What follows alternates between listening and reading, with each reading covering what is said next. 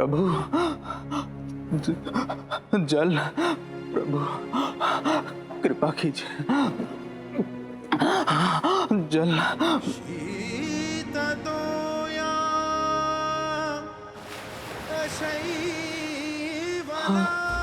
ये मेरा भ्रम है या वास्तव में जलधारा की ध्वनि?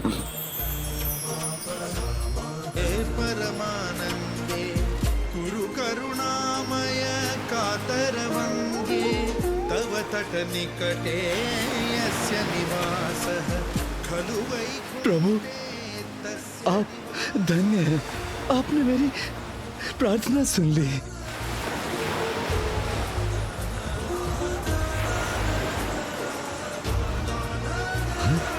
हाँ?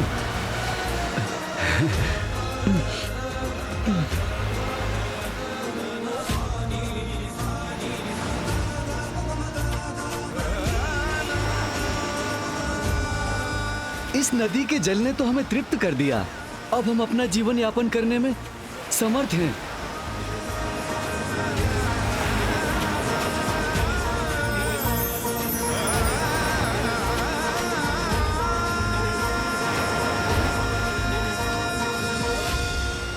जल से परिपूर्ण हो गया हमारा जीवन।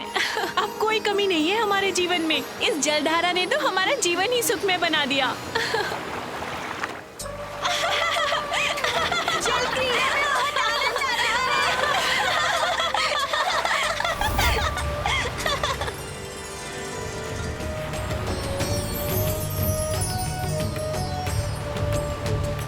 धन्य है कावेरी नदी, धन्य है विघ्नहर्ता गणेश जी, जिन्होंने मेरे मोहपाश को मिटाया, मेरे सत्कर्म के मार्ग में आए विघ्न को दूर किया, लोपामुद्रा को कावेरी नदी के रूप में मुक्त किया।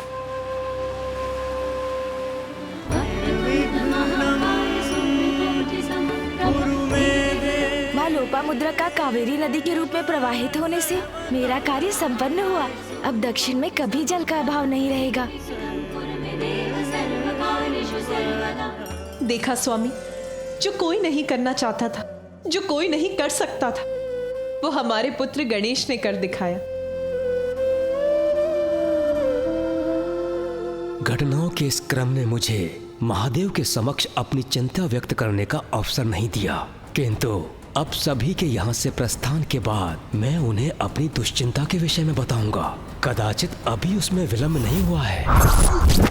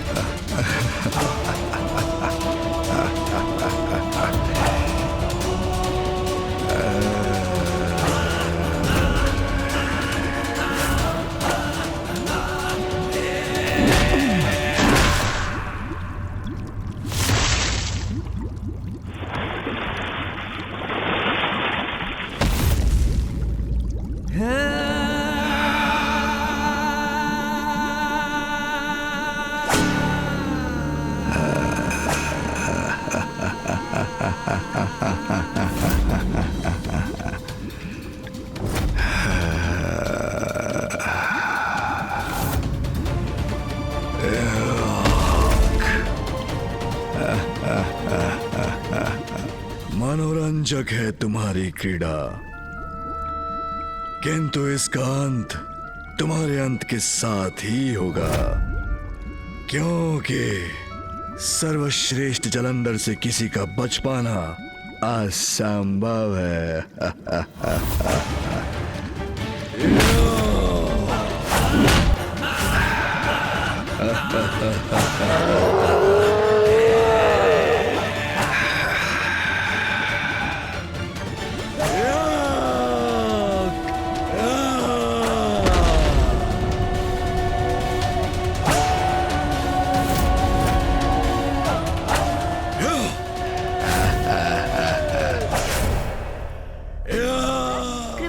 बताइए ऋषिवर, कौन और क्या है इस भावी संकट का कारण?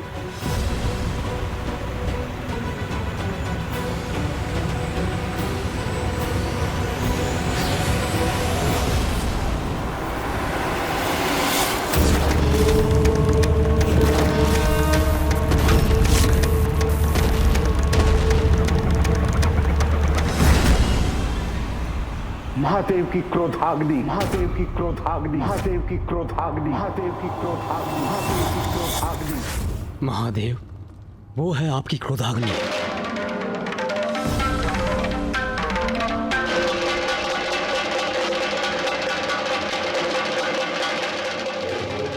मेरी क्रोधाग्नि? क्या उसका कोई दुष्परिणाम होने वाला है? ब्रह्मदेव, महादेव की क्रोधाग्नि तो दुष्टों का संहार करती, तो उससे इतने चिंतित क्यों हैं आप? पिताजी की क्रोधाग्नि भला संसार का अहित कैसे कर सकती है? प्रत्येक क्रिया की कोई प्रतिक्रिया अवश्य होती है।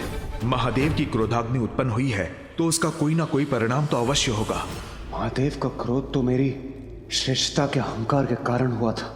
एक अघोरी के लिए देवराज अपना मार्ग परिवर्तन कर ले, ये उचित नहीं है। देवराज जब अपने मार्ग पर अग्रसर होता है तो अन्य को अपने मार्ग से हटना पड़ता है। देवराज इंद्र को नहीं। कहीं इस महासंकट का संबंध उस घटना से तो नहीं?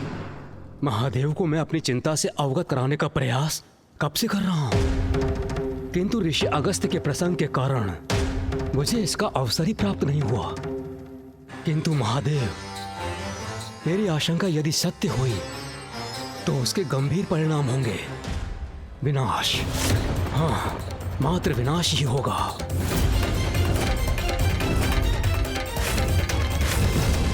ब्रह्मदेव, आप स्पष्ट कहिए, आपकी आशंका का कारण क्या है?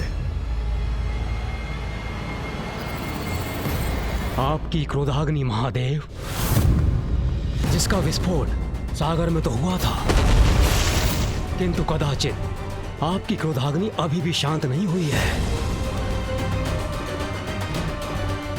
जल और अग्नि का संयोग तो प्रकृति के विरुद्ध है। इसीलिए मुझे शंका है महादेव कि आपकी क्रोधाग्नि के सागर में विध्वंस से किसी ऐसे अपराकृतिक अति शक्तिशाली अस्तित्व का जन्म हुआ है जो महासंकट बनकर हम सभी पर छा जाएगा। ऐसा क्या महासंकट हो सकता है जिसे त्रिदेव भी नहीं मिटा सकते? पिताजी की क्रोधाग्नि से यदि कुछ उत्पन्न हुआ है तो वो अवश्य सर्वनाशी ही होगा। मेरे देवलोक पर पुनः संकट के मेघ मंडराते प्रतीत हो रहे हैं। यदि ब्रह्मदेव का कथन सत्य है तो महादेव ही हमारी रक्षा कर सकते हैं। ये अज्ञात संकट जो भी है, शीघ्र उसका भेद जानकर हमें उसे रोकने का प्रयास करना चाहिए। सभी की चिंता दूर करने का एक ही उपाय है। मुझे ही अपनी अंतर्दृष्टि से ज्ञात करना होगा कि सागर के अतल जल में ऐसा क्या संकट छिपा है।